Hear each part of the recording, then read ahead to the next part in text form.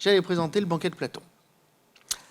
Ce qui paraît complètement aberrant, mais je l'assume, puisque j'assume de considérer que le banquet de Platon est une œuvre littéraire, et qu'en tant qu'œuvre littéraire, elle peut être analysée dans le champ de la question de Philoconie.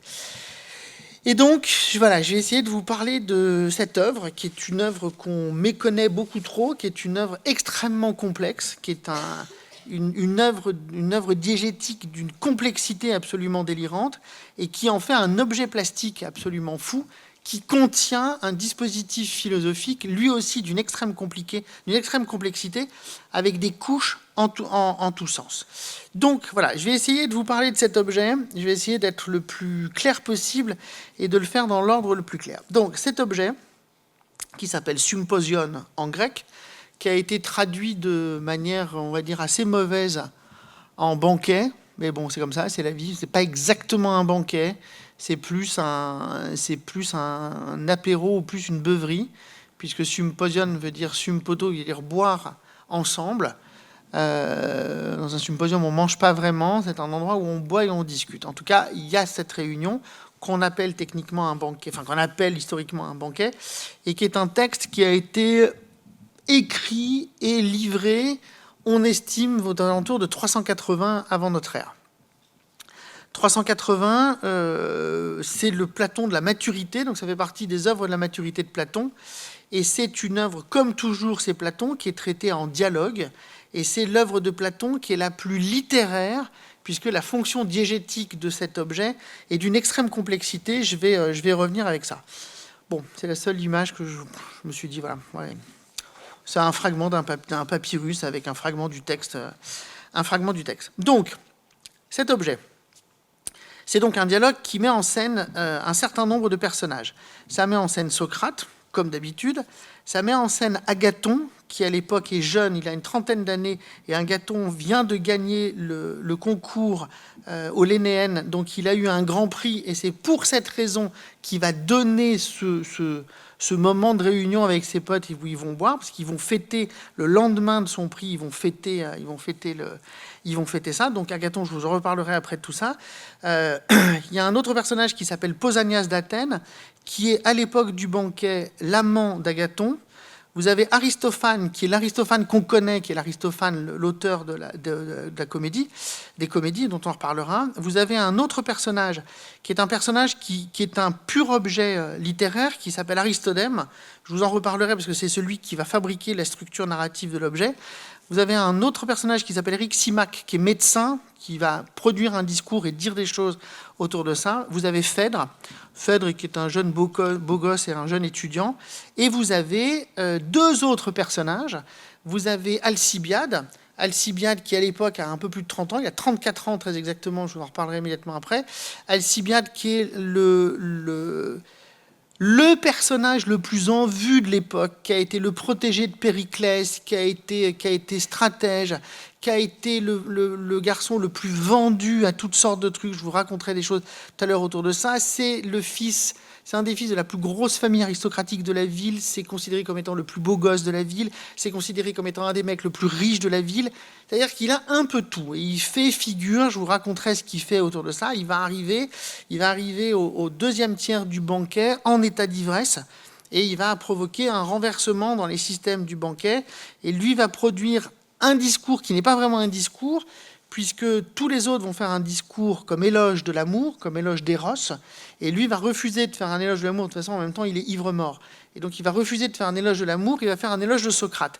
Je vous expliquerai qu'est-ce que vient faire cet éloge de Socrate au milieu de ce bazar. Et puis, vous avez la septième personne, qui est une des plus importantes, qui est une personne qui n'assiste pas au banquet, mais qui est incluse dans le récit de Platon, qui est Diotime. Diotime, c'est le personnage féminin, qui est le personnage féminin central du banquet, sans qui le banquet ne tient pas, qui est Diotime, Socrate va raconter sa rencontre avec Diotime, et Diotime, qui est une prêtresse et une prophétesse, va l'ouvrir à un certain nombre d'arcanes qui vont révolutionner sa pratique philosophique. Donc c'est aussi le moment où on arrive à placer historiquement un certain nombre d'enjeux pour que tout ça puisse arriver à se comprendre. Alors, oui, je sais, c'est pas très sexy, mais c'est comme ça. La question de la composition temporelle de l'ouvrage. C'est parce que c'est extrêmement compliqué. Je vous ai mis 2 dates importantes. Je vous ai mis la date de naissance et de mort 470-399 de Socrate et la naissance de vie et la date de naissance et de mort de Platon 428-348. Je vous rappelle que le banquet date de 380.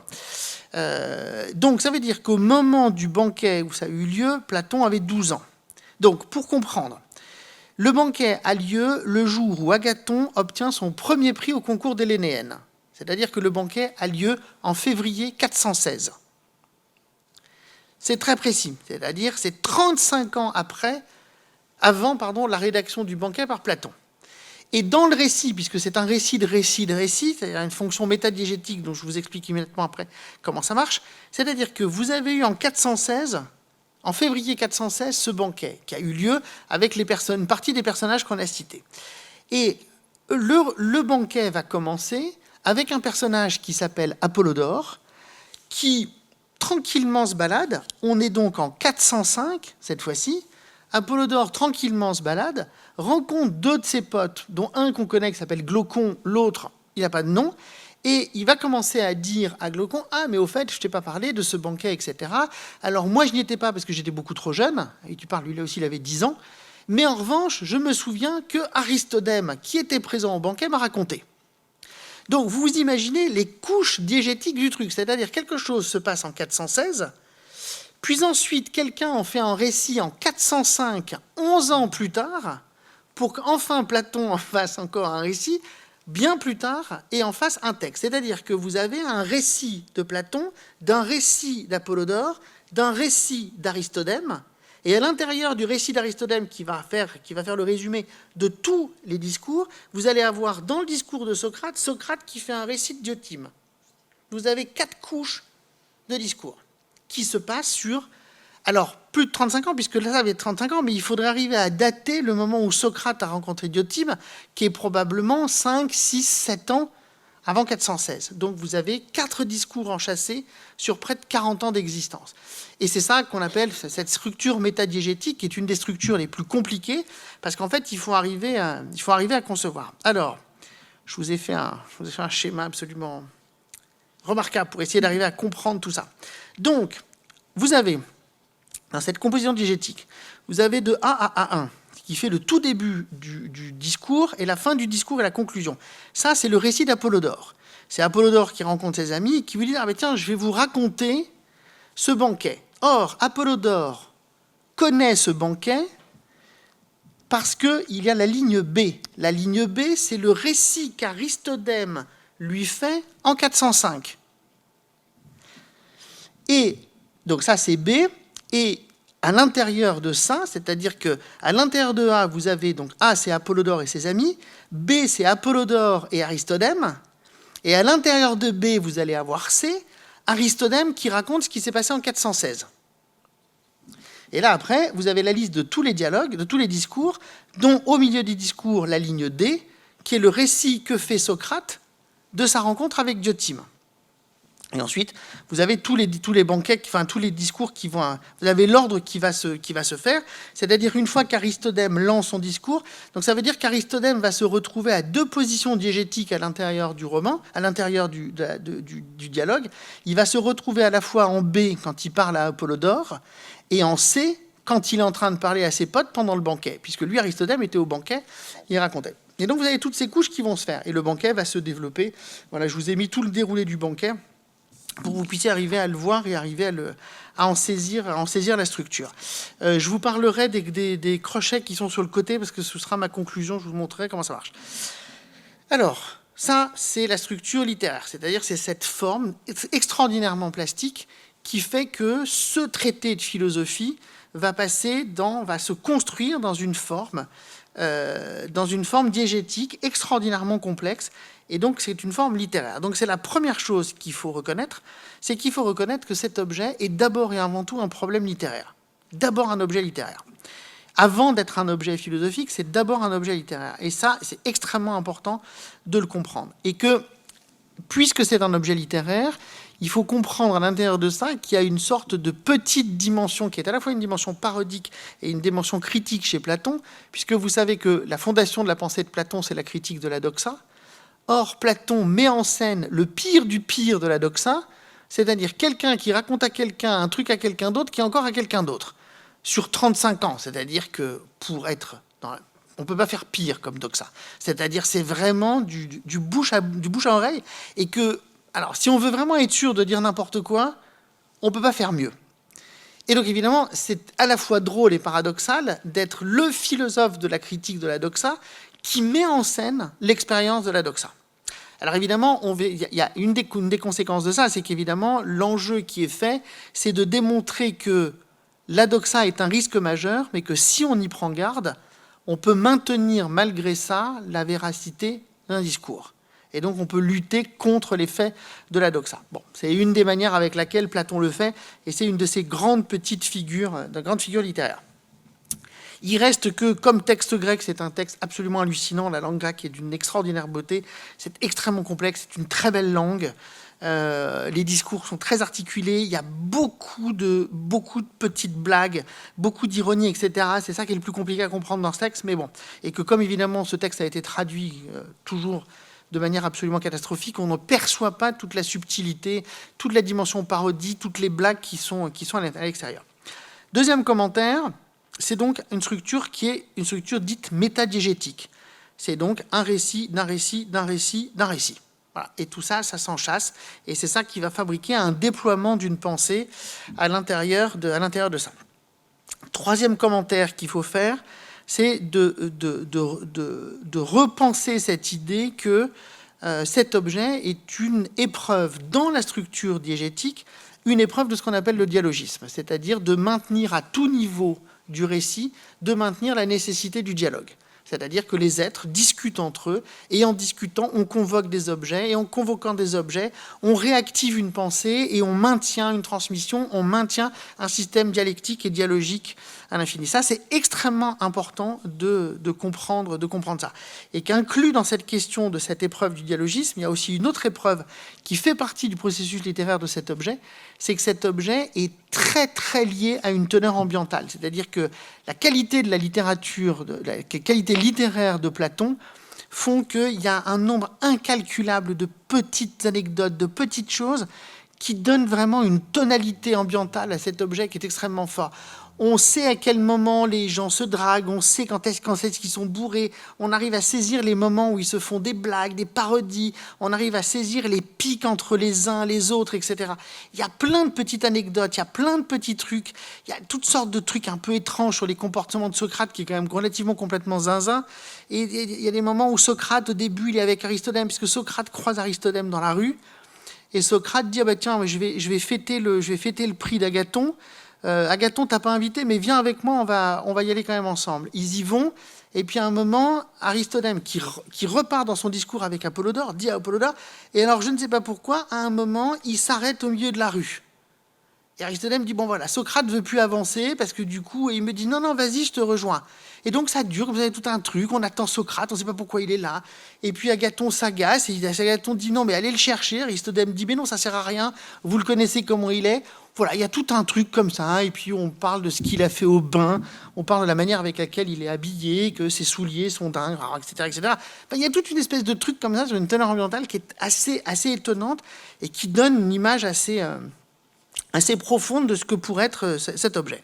Quatrième commentaire qui est extrêmement important, c'est de considérer que cet objet est un chef-d'œuvre littéraire en tant que ce qu'on appelle une étopée, c'est-à-dire la description d'un caractère. C'est-à-dire que tout se fait, ce n'est donc pas un roman, c'est donc un dialogue qui se fait avec des personnages, et chaque personnage est extraordinairement bien désigné dans son caractère et dans la manière avec laquelle il se comporte.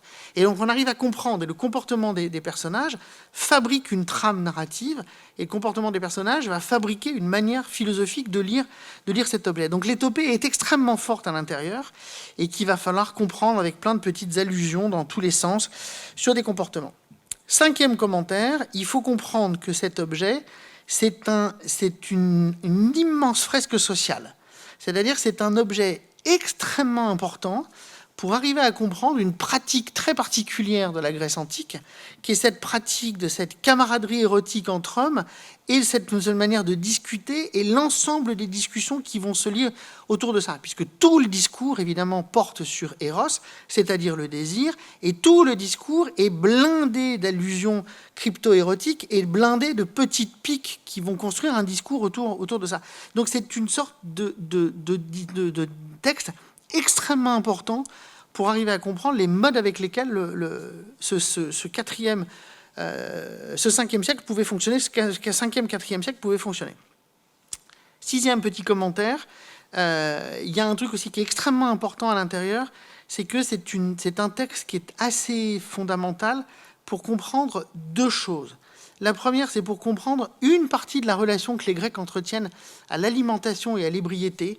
Il y a plein de commentaires sur l'aliment, il y a plein de commentaires sur la boisson, et énormément de commentaires sur le fait que l'ébriété n'est pas nécessaire. Tous les personnages du banquet acceptent de peu boire, il n'y a que Alcibiade qui arrive complètement ivre-mort avec ses amis.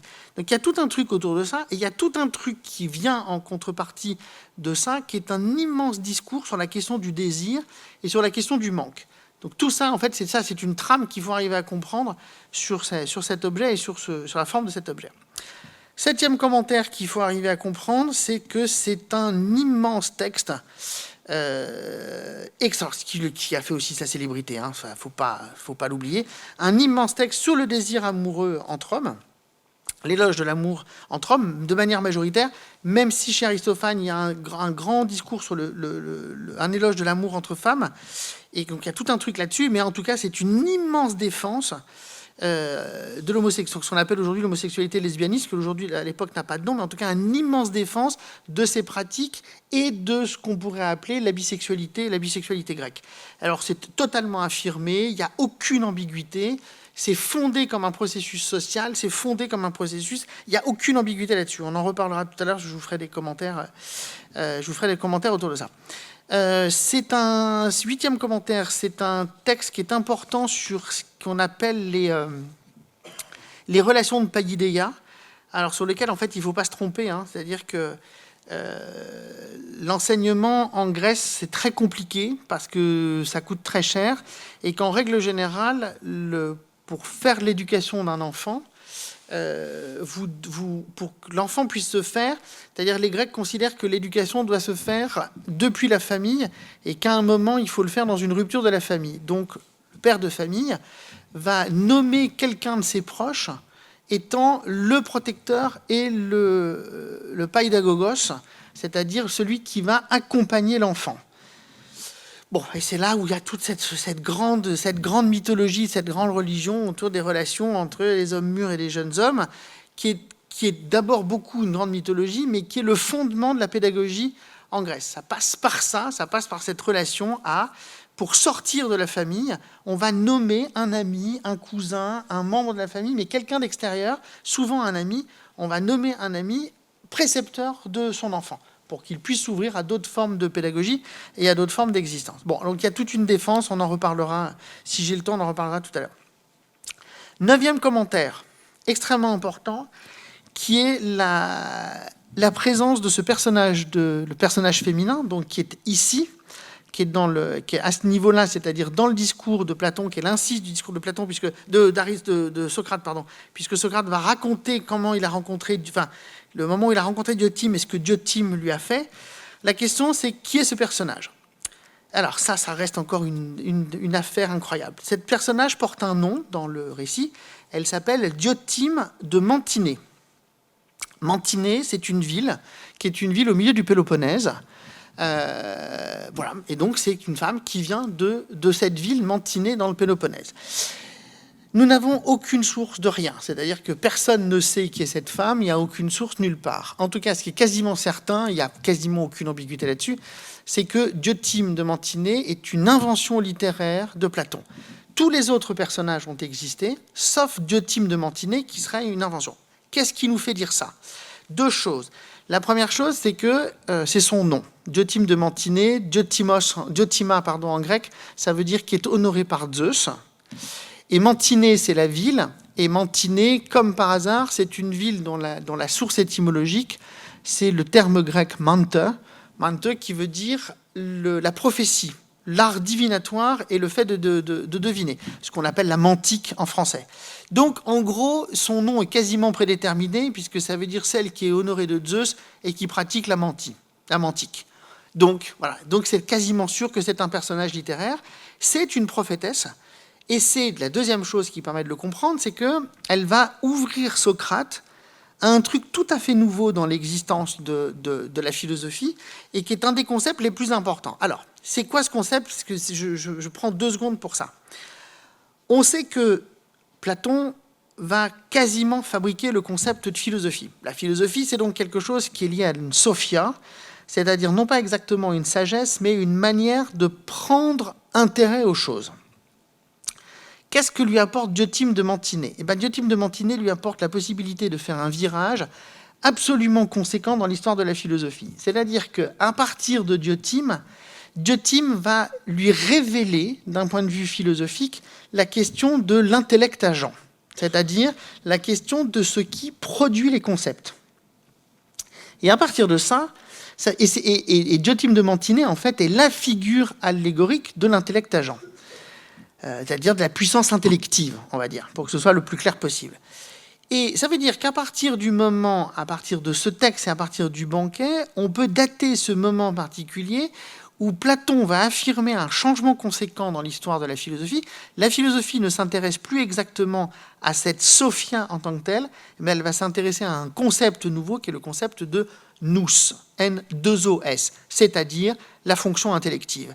Et Diotime de Mantinée en est la figure, elle est l'incarnation allégorique de cette puissance intellective. Et c'est un personnage féminin, c'est quasiment le seul personnage féminin dans les dispositifs de Platon, et elle est absolument centrale dans l'histoire de la philosophie, et elle est centrale dans l'histoire du banquet. Tout se joue autour de cette figure. Et cette figure va faire basculer d'une histoire qui est fondée sur la sophia à une histoire qui est fondée sur tout à fait autre chose, qui est fondée sur la question de l'intellect. Or, quel est l'objet qui est lié à la question de cette intellectivité et la question de Diotime de Mantinée? Diotime de Mantinée va révéler à Socrate la chose qui est fondatrice de la pensée platonicienne, qui est la question des eidos.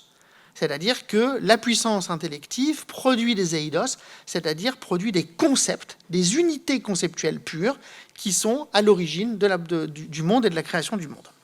On y reviendra, on fera un micro-truc autour de ça si j'ai 2 minutes, parce que sinon après ça va être trop long. Ça c'est Diotime. 10e petit commentaire, la question du discours d'Alcibiade. Alors, je fais un micro-truc sur Alcibiade. Alcibiade, j'ai essayé de vous faire un portrait d'Alcibiade. C'est un personnage qui est compliqué. Alcibiade, c'est la grande star de cette période-là. Alcibiade meurt en 405, c'est-à-dire il meurt avant Socrate, et il est né en 450. Donc il meurt assez jeune. Alcibiade est un... Allez, on va le dire, je suis désolé de le dire comme ça. Alcibiade est l'incarnation de ce qu'on appellerait un petit con. Je ne vois pas comment le dire autrement, mais c'est vraiment ça. Donc Alcibiade naît d'une famille, une des plus grosses familles aristocratiques grecques. Il est richissime. Et il va être le protégé de tout le monde, le protégé de Périclès et le protégé de Socrate. Il va raconter dans son discours comment Socrate lui sauve sa vie en 432, donc il a 18 ans. Et à partir de ça, il va devenir un des personnages les plus importants de la ville, qui va devenir stratège. Il va être 2 fois stratège, c'est-à-dire le numéro 1 de la cité athénienne. Et au moment du récit, c'est pile entre 2 fonctions, entre ces 2 moments de stratège. Ça veut dire qu'au moment du discours, Alcibiade a 34 ans. Alors, c'est là aussi, si vous me permettez, c'est-à-dire, je veux bien accepter qu'Alcibiade soit un petit con, mais 34 ans, alors qu'on a été 2 fois stratège, c'est-à-dire qu'à un moment, Platon abuse un peu sur la description et sur les topées de ce personnage, parce qu'il en fait un personnage bourré, désagréable, jaloux en diable puisqu'il arrive et il drague Agathon et puis il s'aperçoit que Socrate est là et il dit « Ah mais tiens, je t'avais pas vu, toi, de toute façon, t'es toujours là quand il faut pas. » Enfin, c'est hautement minable comme situation et comme rapport. Donc, il y a une description de ce personnage qui est une description qui est assez violente, et qui est assez violente pour une raison qui est assez précise. C'est que si je vous raconte quelques trucs, je vous fais un rapide petite chose. 416, Alcibiade va gagner 2 grandes courses de chars aux Jeux Olympiques qui en fait une star absolue. Mais l'année d'après, alors qu'il est star absolu, 416, c'est l'année du banquet, hein, c'est la même année. L'année d'après, en 415, Alcibiade fait partie d'un des plus gros scandales de l'Antiquité, qui est ce qu'on appelle le scandale des Hermocopides. C'est un scandale qui a bouleversé l'Antiquité. Un matin de mai 415, les habitants d'Athènes se sont levés au petit matin. Toutes les statues d'Hermès de la ville, toutes les statues avaient été doublement mutilées, c'est-à-dire que leur face avait été arrachée et leur sexe avait été arraché. Et ce scandale des Hermocopides a été un scandale qui a été d'une importance absolument hallucinante. On a découvert que Alcibiade faisait partie de groupes qui faisaient des mimes théâtraux et des scènes où ils se foutaient de la gueule de toutes les grandes prêtresses, des cultes d'Éphèse, des cultes d'Hermès, etc. Tribunal, accusation, il est condamné, il fuit, il est condamné par contumace, ses biens sont prélevés et il est mis en exil. Et donc, il va errer tant qu'à faire, et puisque c'est un petit con, il va tellement errer de toutes parts qu'en fait, il va aller dans le Péloponnèse et il va s'allier à Sparte, qui est le grand ennemi d'Athènes, puisque pendant toute cette période-là, c'est-à-dire de 430 à 404, c'est la grande guerre du Péloponnèse. Donc, c'est-à-dire qu'il va s'allier à ses ennemis. Parce que la politique est ce qu'elle est, parce que les Athéniens sont ce qu'ils sont, il reviendra en 407 triomphal, alors qu'il a fait quand même grossièrement que de la merde, mais il reviendra absolument triomphal, on lui accordera un triomphe, et il sera de nouveau, parce qu'il y a encore un autre scandale, il sera de nouveau chassé, et puis il finira par mourir assassiné en 404. Pas un personnage glorieux, on va dire. Personnage qui politiquement est extrêmement compliqué. Donc, si j'ai 2 minutes, j'essaierai de vous faire un micro-commentaire sur la figure d'Alcibiade. Je vais vous faire un résumé, je vous promets, qui sera le plus synthétique possible des 5 discours pour que vous puissiez comprendre les 5 discours. Le premier discours, qui est le discours de Phèdre, qui est le plus petit, qui est le plus court, c'est un discours qui est d'ordre moral. Phèdre, en gros, dit que Eros, c'est cool parce que Eros, ça permet de privilégier les bonnes actions plutôt que les mauvaises actions. Bon, c'est pas d'une intelligence fondamentale, mais qu'est-ce que vous voulez? C'est le premier discours. Deuxième discours, c'est ce qu'on appelle un discours moral, rien de plus. Deuxième discours, c'est le discours de Pausanias. Alors, Pausanias, un peu mieux, mais pas beaucoup mieux. Pausanias, il renvoie à un truc mythologique et il va se rappeler que, originellement, il y a eu 2 Aphrodites. Une Aphrodite dite céleste chez les Grecs et une Aphrodite dite populaire. L'Aphrodite populaire, c'est celle qu'on connaît, hein, c'est celle qui naît au moment où on arrache le sexe de Cronos. Bon, voilà, peu importe, celle que vous connaissez, hein, c'est celle de Botticelli, etc. Mais qui aurait une Aphrodite plus originelle et plus céleste, et qu'à partir de ça, il dit il doit y avoir 2 Éros, un Éros céleste et un Éros vulgaire, et à partir de ça, il fait lui aussi un sombre et un peu chiant discours extrêmement moral et mythologique, où à la fin, on dit, oui, il y a un désir qui conduit vers le bien et un désir qui conduit vers le mal. Oui, bon. Très bien. Alors là, il y a un truc qui est très drôle, c'est que normalement, c'est au tour d'Aristophane de parler, sauf que Aristophane a le hockey. Donc, il y a tout un truc sur le hockey. Et donc, Aristophane dit, mais je ne sais pas comment m'en sortir. Eryximach, qui est médecin, lui dit, t'as qu'à retenir ton souffle. Tiens, ouais. Et puis, si tu n'arrives pas à retenir son souffle, fais en sorte d'éternuer, tu verras, ça va t'arrêter ton hockey. Bon, ça dure, hein. Tout ça, ça s'amuse. En attendant, c'est Eryximach qui prend le tour et qui va faire le discours plutôt qu'à la place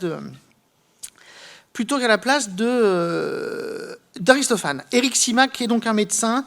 Donc en fait, il reprend le discours de Pausanias et il l'applique au corps et il l'applique à la question de la relation que l'être doit avoir aux politiques. Donc c'est un discours qui est assez fascinant, le discours d'Eryximach. C'est ce qu'on appelle un discours politique. C'est-à-dire c'est le traitement du concept du désir par la question du politique. Puis ensuite, c'est au tour d'Aristophane.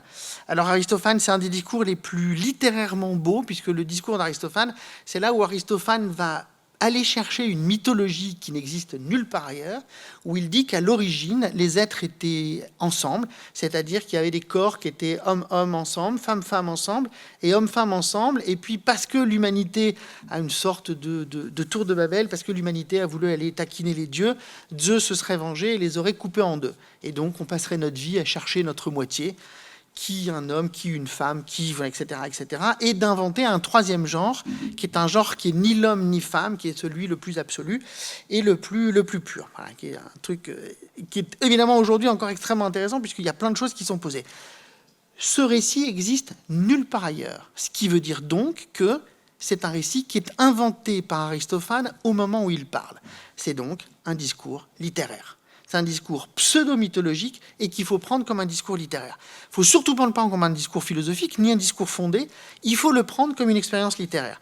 Et c'est évidemment particulièrement bien écrit par Socrate, puisque Socrate va essayer de mimer un certain nombre de types d'Aristophane. Aristophane qui est, il faut quand même l'avouer, un auteur de génie et un stylisticien absolument génial.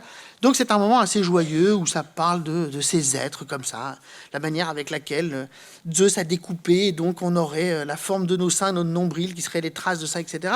Et de dire à la fin cette chose absolument jubilatoire, de dire que l'humanité se serait assagie à ce moment-là, de peur que Zeus ait eu l'intention de nous découper encore, et là qu'il ne resterait, dit-il, de nous qu'une forme comme une peinture égyptienne, c'est-à-dire des personnages que de profil qui seraient tout plats et dont il n'y aurait pas d'intensité et pas de puissance, etc. Bon, c'est très drôle, c'est un très joli texte. C'est donc un texte qui est un texte symbolique et littéraire. Ensuite, il y a le texte d'Agathon. Le texte d'Agathon, c'est celui qui va essayer de définir le Eros en tant que le dieu de la beauté et le dieu de l'accomplissement. Donc c'est un discours dit philosophico-moral. Et c'est là où les choses vont se faire, c'est que Socrate va arriver. Socrate, avec toujours sa mauvaise foi habituelle, va dire « Ah oui, mais moi, je ne peux pas faire un éloge de l'amour, donc je vais te poser des questions à Agathon, parce que ce sera plus simple. » Et donc, il va mettre en place ce qu'on appelle la maïotique, et donc il va poser des questions à Agathon en lui disant « Es-tu sûr vraiment que Eros est ce dieu de la plénitude ? Moi, je pense au contraire que Eros est un dieu qui ne ressemble à rien, qui est un dieu de la pauvreté infinie, qui est un dieu qui n'a nulle part où dormir, qui est un dieu de la misère, qui est un dieu à qui tout manque, puisque c'est le dieu du désir. Eros n'a donc rien et ne peut rien avoir. » Et donc voilà, et il lui dit « Et donc, d'où je tiens ça ? Eh bien, j'ai été enseigné par une prêtresse fondamentale, etc., Diotime de Mantinée. » Et là arrive le discours de Diotime de Mantinée. Alors, je vais vous épargner le discours de Diotime de Mantinée parce qu'il est d'une d'extrême importance, mais il faut absolument penser que le discours de Diotime de Mantinée, c'est un discours extrêmement intéressant sur la question du rapport des êtres et de ce que sont les êtres. Elle va produire une théorie assez hallucinante, qui est la théorie d'une poiesis étendue. Alors la poiesis étendue, c'est simple, c'est cette idée qu'en fait, l'humanité est entièrement conduite par Eros, qui est ce dieu du désir et ce dieu du manque, et qu'en étant conduit par Eros, ça nous ouvre à 4 formes de production. La première forme, qui est dite la forme la plus banale, qui est la reproduction dite biologique, qui existe entre les hommes et les femmes. Et cette reproduction biologique fabrique des enfants. Alors, c'est nécessaire, mais voilà, Diotime dit que voilà, c'est la première forme, qui n'est pas la forme la plus fondatrice, mais qui est nécessaire à la question de l'humanité. Et puis, il y a 2 autres formes qui se font, alors nous sommes évidemment chez les Grecs, je vous prie de me pardonner, qui se font exclusivement homme à homme et homme à homme, qui est donc la construction du politique, c'est-à-dire quand tu te dis que ce que tu vas produire, c'est-à-dire ta poiesis, ne va pas être une production qui va être de la génération, eh ben tu vas pas te mettre en couple avec une femme, mais tu vas te mettre en couple avec un homme, si tu es un homme, et tu vas produire de la politique, parce que c'est la deuxième chose que tu vas produire. Plutôt que de produire des enfants, tu vas produire de la politique. Troisième forme qu'elle dit, c'est-à-dire plutôt que de produire de la politique, tu vas produire de la pensée, c'est-à-dire tu vas produire une analyse du monde. Et quatrième forme, qui est alors là une forme qui dépasse l'histoire du genre, c'est-à-dire que ça n'est lié ni à la question de la sexualité, ni à la question d'être un homme ou une femme, qui est cette question où, comme Diotime, tu vas arriver à produire la 4e forme, qui est la forme la plus pure, qui est celle de la production des eidos, c'est-à-dire des concepts et des concepts matriciels. Et là, tu vas arriver dans cette chose. Donc c'est le grand concept des 4 productions, des 4 reproductions, c'est-à-dire de quelque chose qu'on peut produire dans la vie. On peut produire des enfants, on peut produire du politique, on peut produire de la réflexion, ou on peut produire des idées pures. Voilà, c'est l'enseignement de Diotime qui va être fait là. Bon, alors évidemment, je vous le rassemble un peu rapidement, etc. Et c'est quand même extrêmement important d'arriver à comprendre ça. Bon, j'accélère parce que sinon on s'en sortira pas, mais en tout cas, il faut le comprendre comme étant cette relation complexe. Et c'est ça que je vous ai noté à l'intérieur, le alpha, bêta, gamma et delta, En fait, c'est les 4 formes. Alpha, c'est la structuration du discours, le discours le plus métaphysico-politique. C'est le discours de Diotime, qui est inclus dans le bêta, qui est le truc qui est donné par Eryximaque, Agathon et Alcibiade, qui est un discours politique, c'est-à-dire qui prend en jeu des représentations politiques du discours. Gamma, qui est la question entre Aristophane et la question de Diotime, qui est le recours à la mythologie, puisque à l'intérieur de ce texte, vous avez 4 grandes mythologies inventées qui sont utilisées, c'est-à-dire les deux Aphrodites, l'éros, les deux Éros, la combinatoire des êtres qui sont fusionnés ensemble.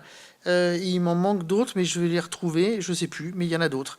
Voilà. Et le fait de la question de la relation entre Poros et Peña, puisque c'est ce qu'enseignera Diotime à Socrate, que que Eros a bien une mère et un père, et que son père est Poros, c'est-à-dire la juste mesure, et que sa mère est Peña. Peña, c'est la misère. C'est la même étymologie que Ponos, le labeur et le labeur douloureux, et que Eros est le fils de la juste mesure et de la misère, mais la misère empêche la juste mesure, et qu'il est ouvert à systématiquement l'expérience de ce monde. Donc ça veut dire que gamma, c'est tout ce qui relève autour d'une référence en fait à la mythologie pour le faire. Et puis delta, c'est tout ce qui relève d'une dimension anthropologico-morale, et à partir de ça, vous avez l'organisation du discours.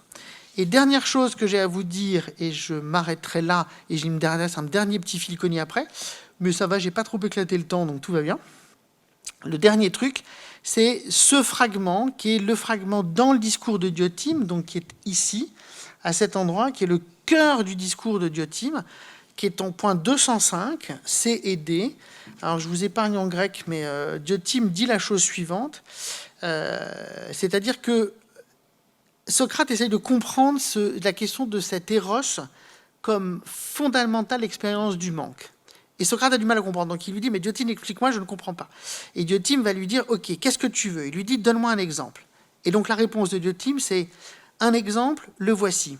Tu sais que poiesis est multiple. Et poiesis est la poiesis... non, pardon, je vous dis n'importe quoi. Tu sais que poiesis est multiple, car la poiesis permet à toute chose de passer du non-être à l'être, de sorte que toute œuvre devient poésie et que tout opérateur devient poète. C'est-à-dire que ce qui est au centre de cette œuvre est la double définition de la relation que l'être entretient à la poésie, c'est-à-dire à la production, et la nécessité qu'il ne peut pas y avoir de production de sens, il ne peut pas y avoir de production intellective si ce n'est pas inclus dans cette expérience de la poiesis, c'est-à-dire l'expérience de l'œuvre. Or, c'est bien ce que Platon fait, puisque Platon réussit à faire cette sorte de choses assez incroyable dans l'histoire de la philosophie, c'est-à-dire de construire une extraordinaire complexité philosophique à l'intérieur d'une complexité diégétique. Et donc c'est précisément ce qu'il fait, c'est-à-dire qu'il produit de la poiesis comme concept, qui est inclus à l'intérieur d'une poiesis comme objet d'art.